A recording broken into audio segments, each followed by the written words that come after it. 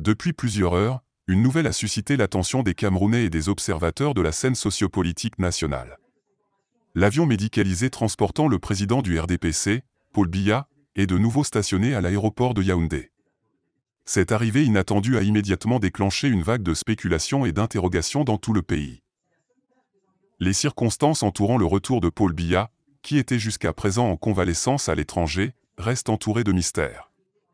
Les rumeurs et les conjectures abondent, mais le gouvernement camerounais est resté relativement silencieux sur les détails de cette arrivée.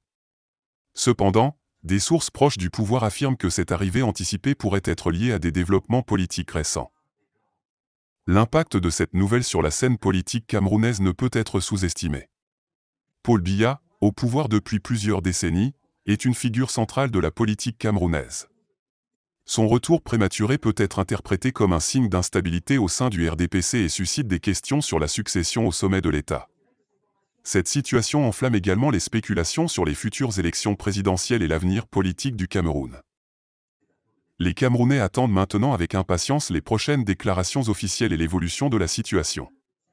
Cette arrivée soudaine de Paul Biya a jeté une lumière crue sur la complexité de la politique camerounaise et l'importance de cet homme dans l'équilibre fragile du pays.